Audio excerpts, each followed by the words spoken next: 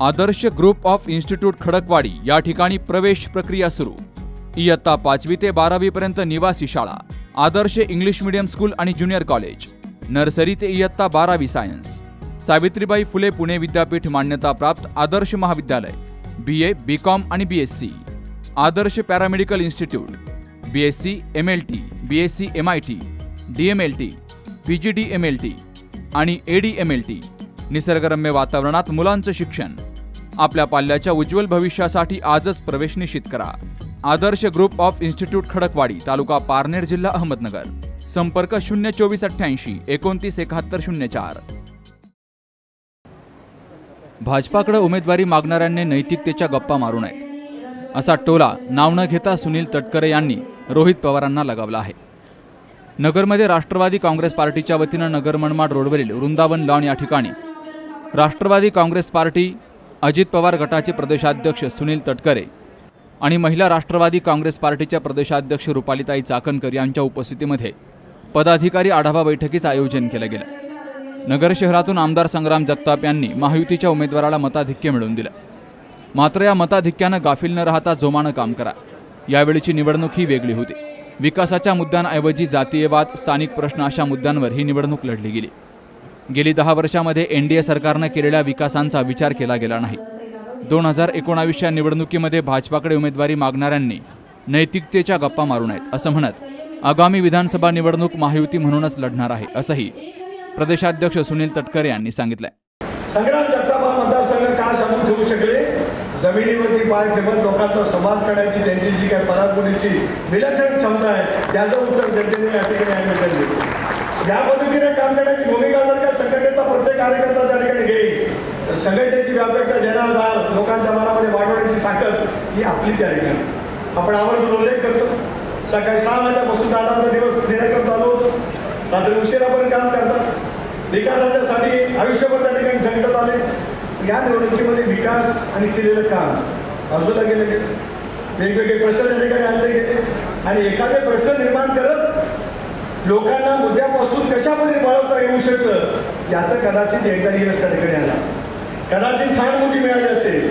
नेहमी तसं घडत, सहानुभूती मिळाली असेल ते एकदाच मिळेल, लक्ष वळवता आलं असेल तर एकदाच मिळेल। नेहमी लोकांच्या मनामध्ये दिशाभूल करता येऊ शकत नाही। जनता ही सतर्क आहे, सावध आहे, काय नेमकं केलं पाहिजे याची जाण आणि जाणकार असलेले संबंध महाराष्ट्राच्या पुरोगामी विचाराच्या जनतेकडे त्या साऱ्या गोष्टीचा अधिक व्यापक पद्धतीचा विचार करण्याची क्षमता त्या ठिकाणी आहे। आपल्याला या जनाधाराच्या वरती पुढच्या कालावधीमध्ये जायचं। आज इथे आपले एक आमदार आहेत, एकेकाळी पारनेरमध्ये सुद्धा आपले आमदार जे आपल्या सोबत होते राजीनामा दिला, नंतर या पहिल्या 43च्या आधी त्यांची पण सही आहे। गर्द जामखेडच्या आमदारांची नसेल पण अनेकाला त्यांचा आग्रह राहिला की भारतीय जनता पक्षावर आपण गेलं पाहिजे। त्यांनी तर 2019 सालामध्ये भारतीय जनता पक्षाकडे उमेदवारीच मागितलेली होती। कोणाला नैतिकता, कोणाला काय म्हणण्याचा अधिकार त्या ठिकाणी आहे। त्याच्यानंतर सरकारमध्ये नाही घेतलं गेलं म्हणून पुण्याचा राजीनामा देऊन भारतीय जनता पक्षाच्या चिन्हावरती निवडण्याच्या बाबतीमध्ये त्यांनी मत काही ठिकाणी व्यक्त केलं होतं भारतीय जनता पक्षाच्या नेत्यांच्या जवळ। कोणाला अधिकार त्या ठिकाणी पोचत नाही, नैतिकतेच्या गप्पा कोणी सांगण्याचा प्रयत्न करूच नाही। आणि ज्याचा उल्लेख सुरेश चव्हाणांनी या ठिकाणी केला, रुपाली त्यांनी या ठिकाणी केला की परवा नगरच्या वर्धापन दिनाच्या निमित्ताने स्पष्ट झालं की दिशा देण्यात आलेली होती। या पद्धतीने आपल्याला भारतीय जनता पक्षाबरोबर जायचं। काय घडलं त्याच्यापेक्षा उद्याचा उशाकाल कशाचा, उद्याची ऊर्जा कशामध्ये आम्ही निर्माण करू शकतो।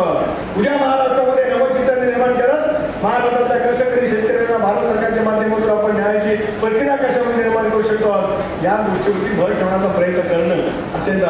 ऍक्च्युली धरणामध्ये पाणी नव्हतं, त्याच्यामुळे खाली श्रीगोंदा असेल, कर्जत असेल, जामखेड असेल, त्या पारनेर असेल, या 2-4 तालुक्यामध्ये त्या ठिकाणी पाण्याची अडचण निर्माण झाली, त्याचंही भांडवल केलं गेलं। परंतु सातत्याने एक गोष्ट आपण सर्वजण लक्षात ठेवा की पिण्याच्या पाण्याचा प्रश्न असेल, शेतीचा प्रश्न असेल, या सगळ्या बाबतीमध्ये राष्ट्रवादी काँग्रेस पार्टी महाराष्ट्रातल्या सामान्य जनतेच्या पाठीशी कायमस्वरूपी राहिलेली आहे।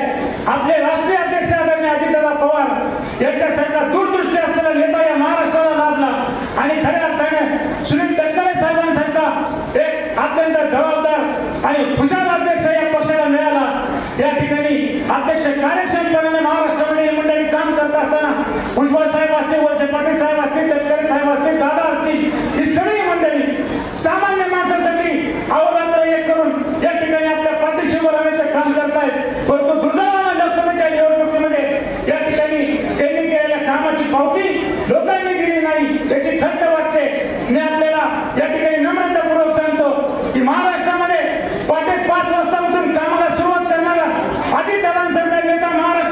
फक्त आणि फक्त पुढची ध्येय धोरण दिशा आज जेव्हा सत्ता येते बरेच लोक येत असतात, सत्तेचे लाभार्थी होतात, पण निवडणुका झाल्यानंतर हे लाभार्थी तुम्हाला सांगतो सापडत देखील नाही.